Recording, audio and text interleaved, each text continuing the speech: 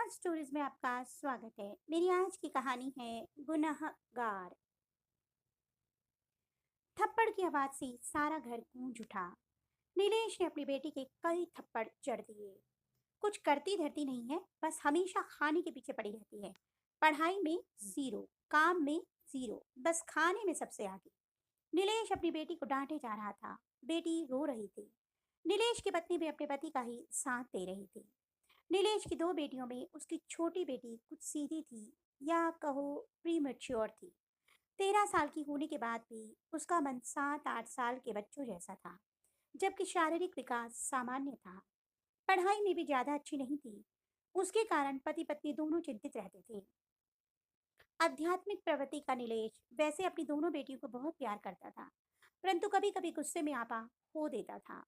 Office से आते ही पत्नी द्वारा छोटी बेटी की शिकायत करने पर वह गुस्से से पागल हो गया था। तुमने ये चॉकलेट बिना पूछे क्यों खाई? जवाब दो। अब आगे से ऐसा करोगी? बेटी रो रही थी, परंतु पीटने के बाद भी धीर बनी हुई कोई उत्तर नहीं दे रही थी। इससे नीलेश और ज्यादा आग बबूला हो गया और खड़ी हुई बेटी के पीछे की ओर धक्का दे दिया। पीछे पड़े हुए डबल बेड से उसका सर टकरा गया और बेटी चीख कर बेहोश हो गई। नीलेश का सारा गुस्सा हवा हो गया। जल्दी से डॉक्टर के पास बच्ची को ले जाया गया, परंतु परंतु ब्रेन हैमरेज हो जाने के कारण बच्ची न बच सकी। घर वालों ने जल्दी जल्दी बच्ची का अंतिम संस्कार कर दिया, परंतु नीलेश डिप्रेशन में चला गया। उसे अपनी छोटी बेटी को खोने का गहरा सदमा लगा। अनेक डॉक्टरों व साइकोलॉजिस्ट से उसका महीनों इलाज चला। कहा भी जाता है कि वक्त का मरहम बड़े से बड़े जख्म को भर देता है। वह 10-11 महीनों में सामान्य हो गई। वह अपनी बेटी के मरने के बाद 10-11 महीनों के बाद आज रात्रि में अपने अध्ययन कक्ष में गया था। कमरे का ताला खोलकर कमरे की थोड़ी सफाई की और एक किताब लेकर पढ़ने लगा। पढ़ते पढ़ते उसे रात्रि का 1 बज गया था। अचानक हवा का एक हल्का झोंका उसके शरीर से टकराया। पहले तो उसने ध्यान नहीं दिया, परंतु जब बार बार एक ठंडी हवा का झोंका उसके शरीर से टकराने लगा, तो उसने अपने कमरे की खिड़कियों व दरवाजे की ओर देखा। वे सब बंद थे। पंखा भी नहीं चल रहा था। उसका ध्यान भंग हो गया। तभी उसे लगा कि कोई उसे पुकार रहा है। पापा, पापा। नीलेश पूरी तरह घबरा गया और उसने उठने का प्रयास किया। पापा प्लीज, डरना मत, जाना मत, मैं आपकी ही बेटी हूँ। नीलेश को केवल आवाज ही आ रही थी, उसे कुछ दिखाई नहीं दे रहा था। वह आवाज को पहचान गया। ये उसके मृत बेटी की आवाज थी। पापा, ये आपने मुझे किस दुनिया में भेज दिया? मैं ना तो जिंदा हूँ, ना ही मर ही पाई हूँ। किसी से बोलने की कोशिश करती हूँ तो वो सुन नहीं पाता। छूती हूँ तो हाथ से निकल जाता है। हवा में उड़ती रहती हूँ। खाने की सारी चीजें मेरे सामने होती है, परंतु खा नहीं पाती। केवल उसकी खुशबू आती रहती है।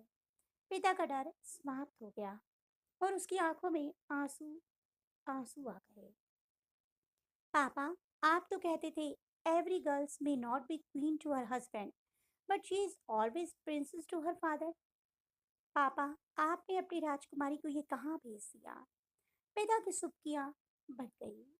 वे गिरने ही वाला था कि उसने कुर्सी को पकड़ लिया और बोला, बेटी, मैं तेरा गुनहगार हूँ, तू मुझे माफ कर दे। पापा, एक रात मैंने मम्मी से बोलने का प्रयास किया, तो वो मुझे देखकर डर गई थी, और आपने यज्ञ हवन कराकर मुझे मेरे घर से ही बाहर कर दिया। प्लीज पापा, अब मैं इस तीसरी मंजिल पर आपके स्टडी रूम में रहती हूँ। प्लीज मुझे यहाँ से बाहर मत निकालना। मैं आपकी कोई चीज नहीं छेड़ूंगी। पक्का प्रॉमिस पापा। नहीं नहीं मेरी बेटी, मैं अपने किए पर बहुत शर्मिंदा हूँ। उसने हवा में अपने हाथों को बांधकर अपनी बेटी को अपनी छाती से लगाने का असफल प्रयास करते हुए कहा। पिता की आंखों से आंसू नहीं रुक रहे थे। तुम्हें मुझसे कोई अलग नहीं करेगा, तुम इसी कमरे में रहो। पिता अपने आप को बहुत मुश्किल से संभाले कुर्सी पर बैठा रोई जा रहा था। पापा प्लीज, आप रोइए मत, मुझे बहुत दुख हो रहा है। मैं आपके आंसू भी नहीं पोंछ सकती। एक ठंडी हवा का झोंका पिता के चेहरे से टकराया। पापा, मुझे आपके मोबाइल पर गाने सुनने हैं और चॉकलेट खाने का बहुत मन कर रहा है। प्लीज डांटना मत। परंतु मेरी बच्ची, तुम चॉकलेट कैसे खाओगी? पिता ने रोते हुए कहा। अचानक नीलेश के मस्तिष्क में कुछ आया। वह भाग कर नीचे की मंजिल पर गया और छोटा सा हवन कुंड व चॉकलेट और टॉफियां ले आया। उसने टॉफियां चॉकलेट इकट्ठा करके उनमें आग लगा दी और बोला, बेटी, तुम खा तो नहीं सकती, परंतु इनके जलने से आने वाली खुशबू तुम्हारी कुछ तृप्ति तो कर ही सकती है। पिता ने सुबकते हुए अपने आंसू को पोंछते हुए कहा, बेटी, मैं तुम्हारी आत्मा की शांति के लिए व तुम्हें अपने घर में वापस बुलाने के लिए चंद्रायण व्रत व माँ गायत्री का महापुष्करण करूंगा और ईश्वर से अपने पाप कृत्य की क्षमा मांगते हुए प्रार्थना करूंगा कि तुम्हें पुनः मेरे घर में मेरी बेटी बनाकर भेजे। नीलेश ने मोबाइल पर गाना चलाकर उसे मेज पर रख दिया और अपने अध्ययन कक्ष से रोते हुए व लड़खड़ाते हुए नीचे चला गया। टॉफियों चॉकलेट की खुशबू से पूरा स्टडी रूम महक रहा था। मंद मंद आवाज में गाने चल रहे थे और आराम कुर्सी धीरे धीरे अपने आप हिल रही थी। नीलेश की राजकुमारी उस पर आराम जो कर रही थी। दोस्तों,